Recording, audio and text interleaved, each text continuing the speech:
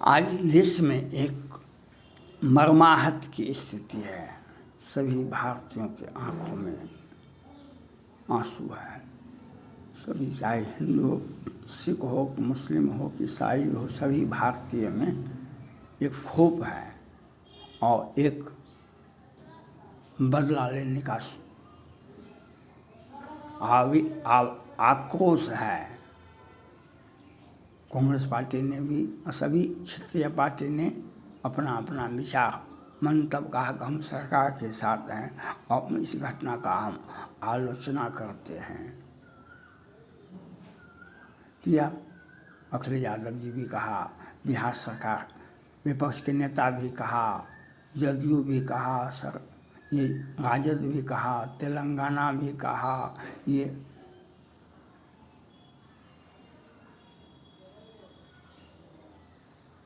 ये सभी ने कहा। कांग्रेस पार्टी ने तो आगे आकर के कहा। लेकिन आपको मैं ये बताना चाहता हूँ, आँख रहत कछु सूझत नाही, आँख रहत कछु सूझत नाही। तो आँख, आपके पास में आँख है तो आपको सूझता नहीं है तो इसका कौन उपाय लगाएगा? इसका कोई समस्या का समाधान नहीं है। आप आँख का इलाज कराइए। आज ट्रंप साहब ने अमेरिका को साफ किया, भारतीय को बाहर किया, चीनियों को बाहर किया और विश्व के बहुत सारे देशों के लोगों को पैर में कड़ी, हाथ में हथकड़ी, पैर में कड़ी और हाथ में हथकड़ी लगा लगा के बाहर किया। तो शहबाज शरीफ अभी पूरे पाकिस्तान घायल है, वहाँ की सरकार घायल है, बेहोश है। आज पिछले महीने आपने देखा कि पूरा पाकिस्तान लहूलुहान था। तालिबानी, अफगानी और सैकड़ों संगठन जो है, आतंकवादी संगठन, जिहादीगण, जो बलूचिस्तान का संगठन है, जो ट्रेन को अपहरण कर लिया, तो सेना, अर्धसैनिक बल, पुलिस बल सबों पर हमला किया, सैकड़ों लोग मारे गए। तो यह पाकिस्तान सरकार ने कहा कि तो हमारा इसमें हाथ नहीं है, हम उनका स्वीकार करते हैं, उनको दर्द को हम समझते हैं। कांग्रेस पार्टी भी बोल रही है कि हम सरकार के साथ हैं, सरकार को कठोर निर्णय लेना चाहिए। भाई ये बताइए, कठोर निर्णय लेगा तो क्या करेगा? अमेरिका के सुपर पावर है, अमेरिका का जो डिफेंस है उसके भारत से तुलना की जा सकती है कभी भी? हमें रूस का जो डिफेंस है उसकी तुलना भारत से की जा सकती है कभी? वह सुपर पावर है अमेरिका और रूस। तो रूस और यूक्रेन का युद्ध हो रहा है, 3 साल से हो गया और युद्ध चल रहा है। तो रूस छोटा सा यूक्रेन को नहीं मिटा सका और आज रूस भी जिंदा है और यूक्रेन भी जिंदा है। दोनों के राष्ट्रपति सकुशल हैं और युद्ध भी चल रहा है 3 वर्ष से। तो अब भारत अगर हमला कर देता है तो क्या मिलेगा भारत को? भारत को क्या मिलेगा? ये आँख का आंसू क्या रुक जाएगा? आँख का आंसू जो बहा, अभी 25-50 लोग मारे गए, घायल हुए, मारे गए, और यह घटनाएं होती रहती है। प्रत्येक दिन हमारे जवानों का लाश आता है, आतंकवादी। तो आपके घर में आतंकवादी है, आपके घर में आपराधिक प्रवृत्ति है, तो आपको क्या करना पड़ेगा?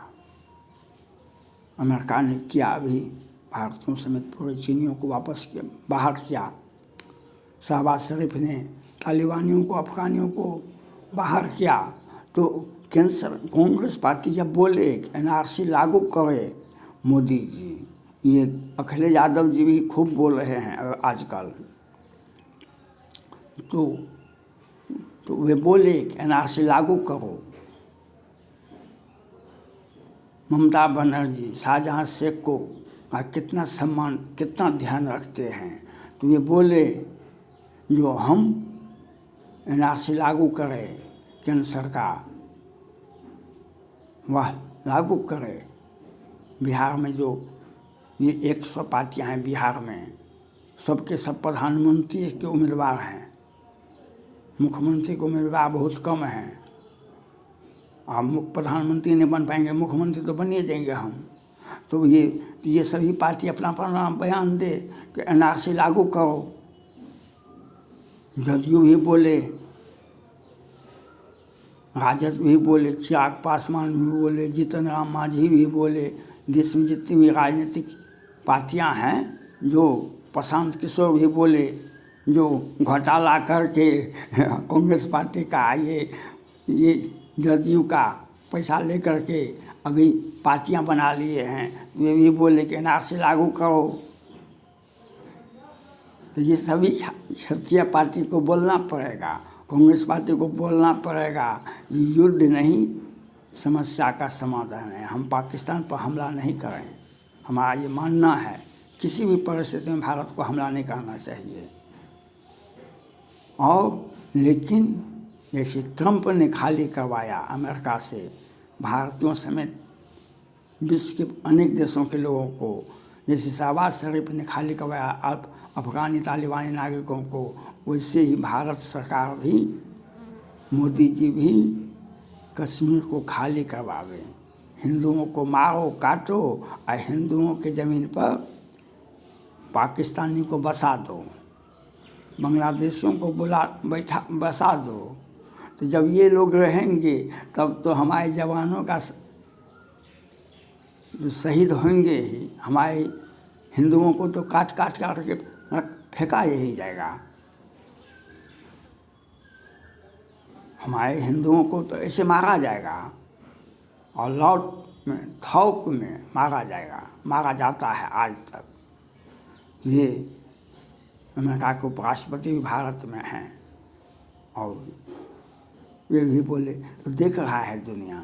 लेकिन भारत सरकार क्या करती है, तो क्लीन कीजिए जम्मू कश्मीर को, एनआरसी लागू कीजिए और अपराधी को अगर रहेंगे आपके घर में तो आपके आँख से आंसू को कोई पोंछ नहीं सकता है, कोई रोक नहीं सकता है। यह आपको करना पड़ेगा। कांग्रेस पार्टी को यह बोलना पड़ेगा, सरकार के साथ नहीं है। विपक्ष का काम है सरकार का आलोचना करना, सरकार को दिशा निर्देश करना, ये लागू करें, एनआरसी लागू करें। केंद्र सरकार सोनिया गांधी को ये बोलना पड़ेगा, राहुल गांधी को बोलना पड़ेगा, ये मय समीकरण वाले को बोलना पड़ेगा, जो बांग्लादेशी को, पाकिस्तानी को बाहर करो। जब तक ये रहेंगे, जब अमेरिका कर सकता है, जब पाकिस्तान कर सकता है, भारत क्यों नहीं कर सकता है? तो ये विपक्ष को बोलना पड़ेगा, ये घड़ियाली आंसू मत दिखाइए, ये घड़ियाली आंसू मत दिखाइए। वोट बैंक पर नज़र है और वे अपने हैं, हम तो नहीं न मारे जाते हैं, हम तो रामायण को जलाने वाले हैं, हम तो राम मंदिर का विरोध करने वाले हैं। उसमें भी बोलेंगे कि राष्ट्रपति आदिवासी थी इसलिए उसको नहीं बुलाया गया। आप विपक्ष सारे क्षेत्रीय पार्टी, राष्ट्रीय पार्टी, कांग्रेस पार्टी अब बोले कि एनआरसी लागू करे केंद्र सरकार, कश्मीर को खाली कराओ बांग्लादेशियों से, पाकिस्तानियों से। यह करना पड़ेगा भारत के प्रधानमंत्री को। यही तो किसी भी परिस्थिति में आप अटैक मत करें पाकिस्तान पर, क्योंकि पाकिस्तान मूर्छित है, वह घायल है। क्योंकि इतने पिछले महीने कितने उन पर हमला हुआ, उससे वह व्यथित है। इसलिए जब बच्चे जब अपराध करें तो उसको नज़रअंदाज करें, नहीं तो वह आत्महत्या कर लेगा। उसे मत प्रताड़ित करें। बच्चे जो थोड़ा बहुत अपराध करें उसको नज़रअंदाज करें, नहीं तो वह आत्महत्या कर लेगा। इसलिए आप, पाकिस्तान खुद घायल है, मूर्छित है, और हम अगर हमला करेंगे तो वह आत्महत्या कर लेगा पाकिस्तान। इसलिए हमको सोचना पड़ेगा केंद्र सरकार को और प्रधानमंत्री जी को। और सबसे अस्थाई समाधान जम्मू कश्मीर का है, घींच घींच करके पैर में करी, हाथ में हथकड़ी लगाइए और सेना का हवाले कीजिए ना। आप हमको नहीं होता है, आपको वहाँ का राज्यपाल बनाइए, वहाँ के राज्यपाल को हटाइए, वहाँ के मुख्यमंत्री को गिरफ्तार कीजिए और वहाँ पर क्लीन कश्मीर कीजिए, कश्मीर खाली करवाओ। केंद्र सरकार कश्मीर खाली करवाओ, ये कांग्रेस पार्टी को बोलना पड़ेगा। Thank God.